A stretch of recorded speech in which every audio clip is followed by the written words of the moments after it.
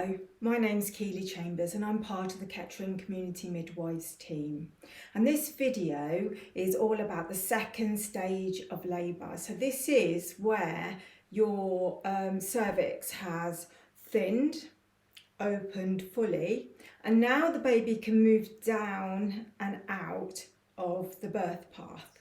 So what you need to do is to watch the latent stage video first, then the first stage, and then this stage, the second stage, the birthing stage. So how can we help ourselves in the birthing stage? So, usually what happens is after you've had this climb of an intensity all the way through your first stage, and you've hit the transition and you've had to maybe a little bit of self-doubt, all of a sudden then you'll get something called a rest and be thankful. Now for some people it only lasts for a few minutes and some people don't get it at all, and other people it might last for an hour. So this sort of rest and be thankful stage is your body saying to you, okay, now go and get a drink, go and get something to fuel your muscles, some glucose or something.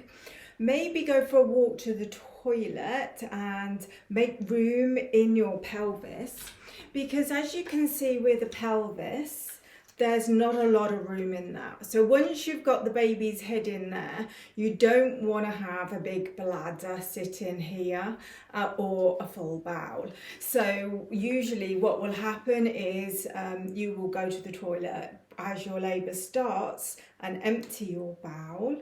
That is usually one of the first signs of you going into labour. And then what will happen is you're going to, through your first stage, as previously discussed, you're going to frequently empty your bladder. So ensuring this bit doesn't get full up of your bladder. We don't want your bladder interfering with the baby's descent, and also we don't want your bladder to get damaged either. So it's really, really important to keep it empty.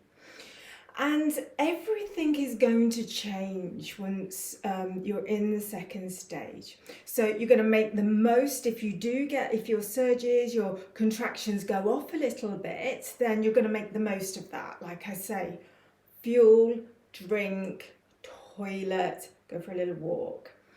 Then you'll find that they'll start to come back. And what will happen is now, instead of feeling this tightness, maybe like this period pain, this intense period pain, or sometimes you feel it in the fronts of your legs or in your back, you're going to now start to feel like you need to go for a big poo.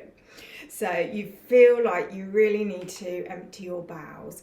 And a lot of women then will be like, oh, no, I don't want to poo myself. So, but actually, what you don't want to do is do that, and the chances are is that you're not going to poo yourself, so you're not going to have your bowels open. So the baby's head comes down and just rubs against the bowel, and that gives you an irresistible urge to bear down.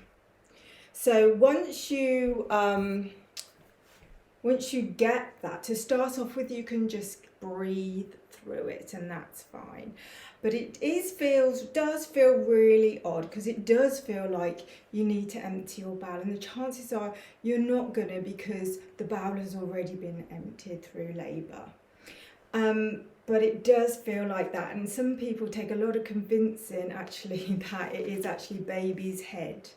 And the baby is helping you, because you get this irresistible urge to bear down, and your whole body will do it. So you don't have to you don't have to control it or anything else. You just have to go with it. So if you fight it and sort of say, oh no, I don't like that, then baby's sort of pushing on tense muscles, and it's almost like they're trying to get through a brick wall.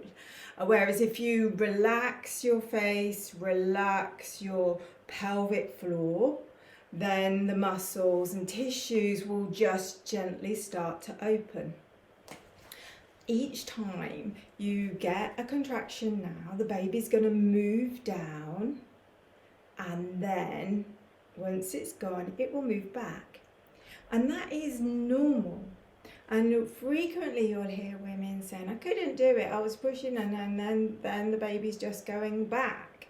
And yes, it does, but it never goes back to where it was before. So it's slowly coming down and back. Next time, slowly coming down a bit more and back. And next time coming down a bit more and back. And this allows your tissues to gently open and close. Then next time, gently stretch a bit more and close. And then gently stretch a bit more and keep going like that.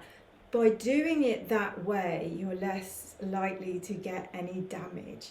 If your baby and your body are pushing against tense muscles, what's going to happen is it's going to push and it's going to push and your body's going to win eventually, and all of a sudden, and you might get a little bit of tear. And also the baby then is in quite a restricted environment, so therefore it's less likely to get less likely to be as well oxygenated as well. So once you start to feel this weird sensation like you need to go to the toilet, that is a really good sign that maybe now that cervix is fully open and the baby can move down the birth path. So the baby continues to make its little journey down the birth path. So here we are in our little pelvis, and the baby comes in, does a little twiddle, and now it starts to move down. So like I say, it comes down, moves back, comes down a bit more, moves back, comes down a bit more and moves back again. And then eventually what will happen is on the outside we can sneaky peek a little piece of the baby's head, and then next time we'll sneak peek a bit more of the baby's head, and a bit more and a bit more. And this baby has got to work its way round this arch here, so this bone here. And as it works its way round that bone, eventually we'll get round, it's almost like a U-bend. So once it gets round this U-bend, it will stop going back. And then once it stops going back, with each contraction, the baby will come further and further out.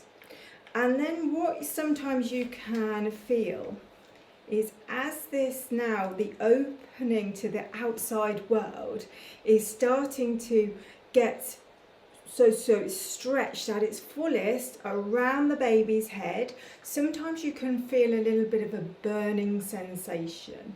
So this is not you tearing, this is your tissues just stretching fully. So what you can ask to do is for the midwife to pour some water over it, or put a warm flannel over those tissues, or if you're in the pool, the water in itself can take that sort of burning sensation away. So there's something that you could put in your birth plan just to help that. So now we want to just breathe calmly, and with the next surge the baby's head will come out. And then we usually have to wait for the next contraction for the shoulders to come out, but not always. Once the baby's head out, you'll get some rotation again and the baby will turn, and that allows the shoulders now to come out and be born. So there we go, baby's born. Whoops. So then baby goes on our chest, and that's where it stays until it's had its first feed. However you decide to feed, your baby stays skin to skin, because as we all know, this is where we start to swap bugs, start to bond. We keep our baby at the right temperature. The baby starts to regulate its heartbeat and its breathing. We all compulse to kiss it, tasting, swapping bugs again, bonding, initiating all the different things that will then make your baby go and hunt for food. So whether that be by the breast or by the bottle. So it's so important that baby stays here until it's had its first feed. Okay, so that is the second stage. So how can we actually help ourselves to aid baby come through that restricted sort of environment out to the outside world? Well, again, it's our positioning that we can do that can open the pelvis, give the baby more room. So in between your contractions, you can rock your hips, go on your hands and knees, rock backwards and forwards, wiggle your bottom, maybe lean over a ball. But the best way to give the baby the most room, and you can give the baby up to 30% more room, is if you can get in a squatting position, which is really easy to do if you're in the pool. So if you've chosen to birth in the pool, at this point you could maybe go into a squatting position. And then if that is too uncomfortable for you, maybe go on all fours. And the beds in the hospital, you can move the backs and move the angles. They go in all different directions. So you can kneel on the bed and lean on the back of the bed and aid your baby that way. If you're trying to get your baby and you're lying on your back, you're just squishing and reducing the outlet. If you're upright and forward, the whole of this area can bow and this can lift, and you can give your baby so much more room and really, really help your baby and shorten the actual pushing stage. If you have chosen to have an epidural or very strong painkillers, and you do feel like you can't be upright and mobile, do lie on your side. This will, the weight of yourself on your pelvis will squeeze your pelvis to enable more room and allow your tailbone to sort of open up this way to give the baby more room. Much more beneficial than being on your back. And if you bring your knees up slightly and then maybe have pillows in between your knees, again that will give more room, stretch out this area and just help baby, aid baby out through that pelvis.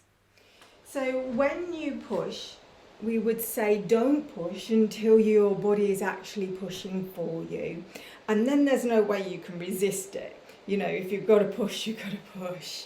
You can't stop it. Your body takes over. Number one, don't fight it, and two, go with it. And at this stage, everything is a lot more comfortable and manageable as well. So you will feel like you have more purpose because you'll start to feel the baby moving and coming out. So you know you're going to have your baby in your arms in no time.